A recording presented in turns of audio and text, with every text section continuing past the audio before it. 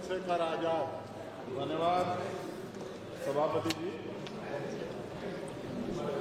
आज हम संविधान की गौरवशाली यात्रा पे जो 75 साल की बात कर रहे हैं, ये इनका काम है। माइक। धन्यवाद सभापति जी। आगे सर, आगे आगे।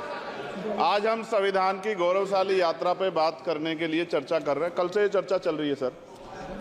मैंने बहुत सारे दोनों पक्ष के और जितने भी हमारे मेंबर हैं सुना सर, उनको बड़े बड़े नेता हैं सर। इसके भाग 1 में लिखा हुआ है India that is Bharat, Hindustan नहीं लिखा हुआ है सर। लेकिन सारे नेता संविधान पर चर्चा कर रहे हैं, लेकिन हिंदुस्तान ही कहेंगे, भारत कहने की हिम्मत नहीं जुटा पा रहे। ये बड़ा सवाल है सर कि क्या संविधान के हिसाब से बात रखी जा रही। मैं धन्यवाद दूंगा फूले साहू बाबा साहब अम्बेडकर को और मेरे नेता मान्यवर साहब श्री काशीराम को। 25 नवंबर 1949 को संविधान को सौंपते हुए डॉक्टर बाबा साहब अम्बेडकर ने कहा था कि 26 जनवरी 1950 को हम विरोधाभास भरे जीवन में प्रवेश करने जा रहे हैं। राजनीतिक जीवन में तो हमारे पास समानता होगी, लेकिन सामाजिक और आर्थिक जीवन में असमानता होगी। क्या ये चुनौती आज 73 साल बाद दूर हुई है? भारत ने 26 जनवरी 1950 को संविधान लागू होने के साथ खुद को एक संप्रभु लोकतांत्रिक और गणतांत्रिक राज्य होने का ऐलान किया। लेकिन सर उस समय संविधान की स्थिति ये थी कि जैसे गांव का कोई आदमी, मैं 50 की बात कर रहा हूं, वो 50 साल पहले शहर में आ जाता और बड़े लोगों की महफिल में चला जाता, उस जहां वो खाना खा रहे हो, और वो टेबल पे नैपकिन को खा के जो है कि कहता कि ये तो फीका, क्योंकि वो जानता ही नहीं था, वो समझता नहीं था संविधान को, संविधान है क्या। संविधान उसके लिए महज दस्तावेज था। ये जिम्मेदारी थी राजनीतिक दलों पे कि वो संविधान को व्यवहार में लेके आते। और इसके इतने सारे आर्टिकल हैं, अगर इनको व्यवहार में लाया जाता तो मुझे लगता कि आज देश बहुत बदल गया होता। बाबा साहब ने कहा था कि लोकतंत्र भारतीय भूमि का केवल ऊपरी पोशाक है, उनके अनुसार यहाँ की संस्कृति अनिवार्य तौर पर लोकतांत्रिक है। भारत जैसे गरीब और गैर बराबरी वाले देश में संविधान के जरिए छुआछूत खत्म करना, वंचितों के लिए सकारात्मक उपाय करना, सभी वयस्कों के लिए मतदान का अधिकार देना और सबके लिए सम्मान अधिकार तय करना, ये बहुत बड़ी उपलब्धि थी sir.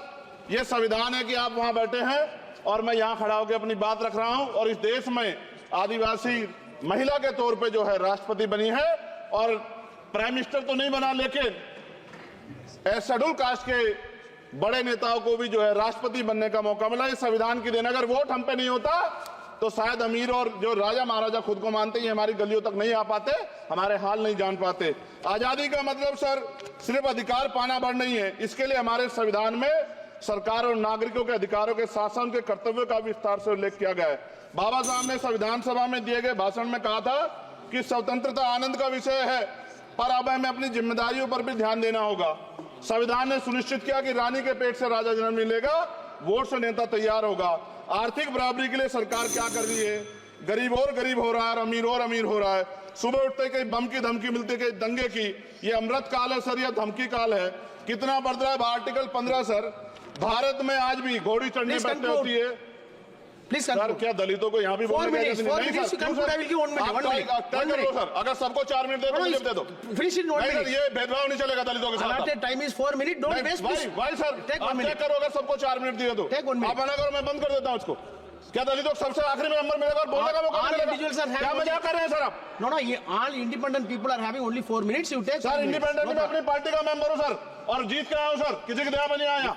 Take 1 minute and finish sir. कल भी बोले तो एक दलीय पार्टी के लोग, आप मौका दो सर।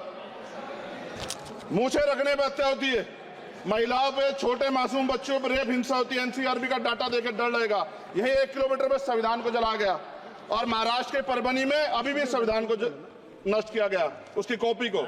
आर्टिकल 25-26 में संविधान में सभी को धार्मिक आजादी। कहाँ है दलितों की, मुसलमानों की, जैनों की, बौद्धों की, ईसाइयों की? छत्तीसगढ़ में सतनामी समाज को संविधान की अपनी धार्मिक आजादी के आधार पर जो है उनको अपमानित करके जेल में बंद कर दिया। संभल, अजमेर, अयोध्या सब इसका उदाहरण है।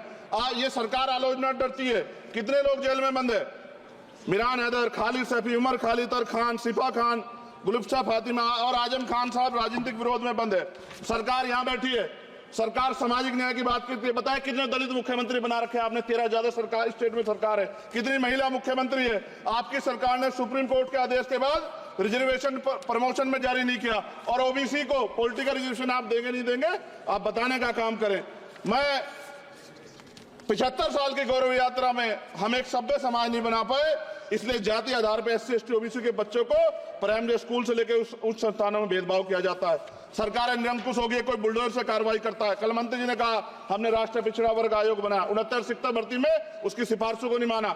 EWS के जरिए आपने संविधान पे आरक्षण के प्रावधान पे हमला किया। 1 मिनट में खत्म कर रहा हूं सर। संविधान सर, न्यायपालिका में आर्टिकल 124 ये कहता है सर, ये अधिकार जो है, Sanjay sir ji please conclude sir 1 minute में प्लीज संविधान में न्यायाधीशों की नियुक्ति का अधिकार राष्ट्रपति के द्वारा होना चाहिए, अभी तक नहीं हो रही है। All India judicial service commission कब बनेगा? क्या चंद परिवार ही सर जज बन सकते हैं? और आज हम सर, मैं सरकार से सवाल पूछना चाहता हूं सर, सेवाओं में SC ST OBC वर्ग का कितना प्रतिनिधित्व है? भारत सरकार के मंत्रालयों के अधीन PSU में, बैंकों, बीमा कंपनियों में और स्वस्थायी संस्थानों में आउटसोर्स तथा कॉन्ट्रैक्ट पर वर्तमान कार्यरत कर्मचारी कुल कितनी संख्या है? आउटसोर्स और कॉन्ट्रैक्ट में कार्यबल SC ST OBC कितना प्रतिशत है?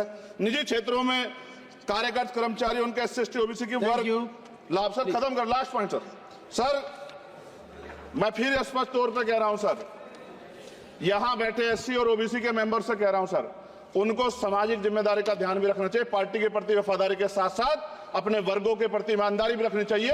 ईमानदारी नहीं होगी तो उन वर्गों का भला नहीं हो सकता, और हमें बहुत सरकारों से उम्मीद नहीं है। बहुत बहुत धन्यवाद सर। Thank you.